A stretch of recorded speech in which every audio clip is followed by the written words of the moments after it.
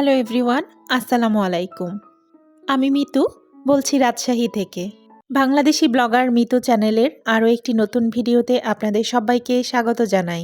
যে যেখান থেকে আমার আজকের ভিডিওটি দেখছেন, আশা করি আল্লাহর রহমতে সবাই ভালো আছেন, সুস্থ আছেন। আলহামদুলিল্লাহ, আল্লাহর অশেষ রহমতে আমরাও ভালো আছি, সুস্থ আছি। আজকের ভিডিওটা সকাল থেকে শুরু করেছি।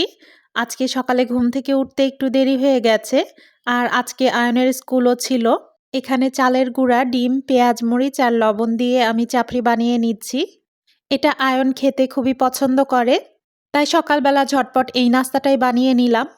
গতকাল রাতে ঘুমাতে পারিনি ঠিক মতো, ঘুমের একটু সমস্যা হয়েছিল, এই জন্য সকালবেলা ঘুম থেকে উঠতেও দেরি হয়ে গেছে। আমি খেয়ালই করিনি কখন যে সময় পার হয়ে গেছে। আজকে কিন্তু আপনাদের সাথে সম্পূর্ণ রান্নাবিহীন একটা ভিডিও আমি শেয়ার করতে যাচ্ছি। তো জানি না আপনাদের কাছে কতটুকু ভালো লাগবে, তবে আমার মনে হয় যে আপনাদের কাছে আজকের ভিডিওটাও বরাবরের মতোই ভালো লাগবে। তাই আপনাদের কাছে অনুরোধ, একটা লাইক দিয়ে সম্পূর্ণ ভিডিওটি দেখে নেবেন।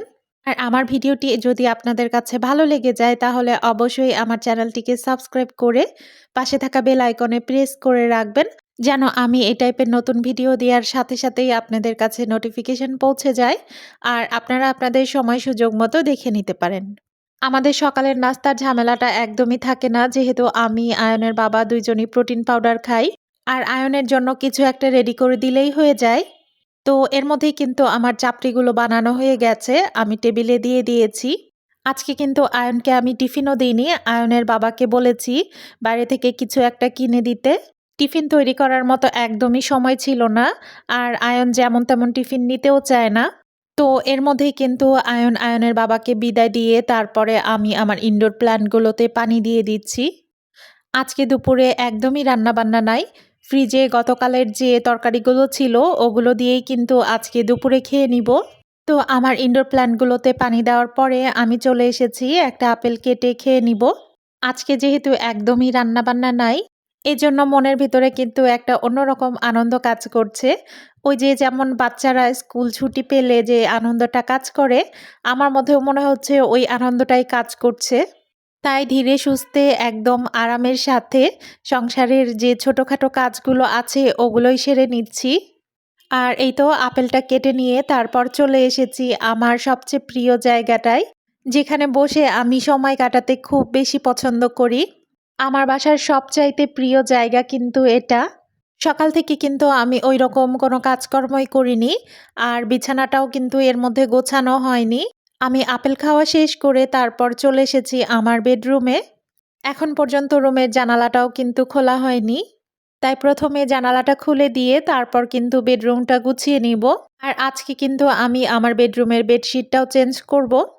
এই যে এই সময়টা ঠান্ডাও না গরমও না, আমার কাছে কিন্তু খুব বেশি ভালো লাগে, মনের মধ্যে একটা ফুরফুরে ভাব কাজ করে। আর এই সময়টাতে সংসারের কাজকর্ম করতেও কিন্তু ভালো লাগে। আসলে আমার শরীরটা ভালো থাকলে কিন্তু প্রায় সবসময় কাজ করতে আমার ভালো লাগে, আর সংসারে সব কিছু গুছিয়ে পরিপাটি রাখাটা আমার কাছে একটা শান্তি হয়ে দাঁড়িয়েছে। আমার সংসারের সব কাজগুলো আমি গুছিয়ে করতেই ভালোবাসি। আমার সংসারটাকে ধীরে ধীরে যত্নে আমি গড়ে তুলেছি। আপনাদের সাথে কথা বলতে বলতে এর মধ্যে কিন্তু আমার বেডশিটটা বিছানো হয়ে গেছে।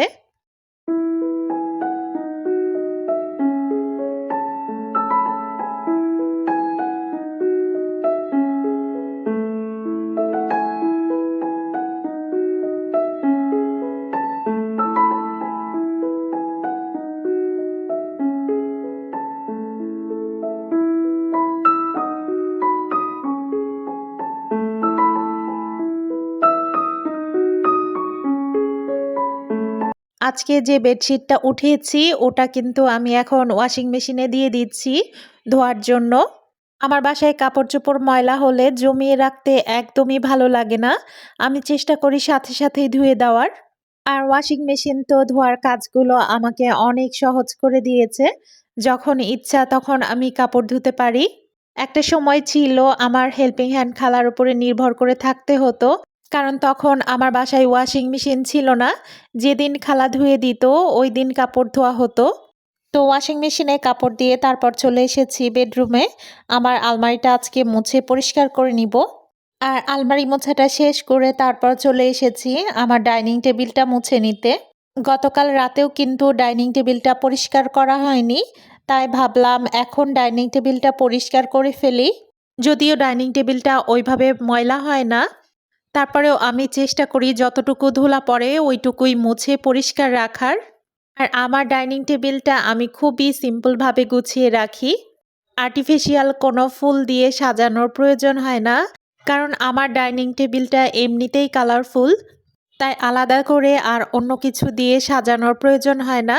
আর ওইদিকে সমস্ত কাজ শেষ করতে করতে এদিকে আমার কিন্তু কাপড়গুলো ধোয়া হয়ে গেছে। এবার আমি কাপড়গুলো শুকাতে দিব। একটু সকাল সকাল কাপড় ধুয়ে ফেললে দেখা যাচ্ছে বিকেলের মধ্যেই কাপড় শুকিয়ে যায়। আর রাতেই কিন্তু আমি কাপড়গুলো ভাঁজ করে গুছিয়ে যার যার জায়গায় রেখে দিতে পারি। আর এর মধ্যে আমি কিন্তু ভাত বসিয়ে দিয়েছিলাম, যেহেতু তরকারি ছিল, ভাত রান্না করতে হবে। অফ ক্যামেরায় ভাত বসিয়ে দিয়েছিলাম। আরও একবার লাইক, কমেন্ট, শেয়ার এবং সাবস্ক্রাইব করার অনুরোধ জানিয়ে এখান থেকে বিদায় নিয়ে নিচ্ছি। আল্লাহ হাফেজ।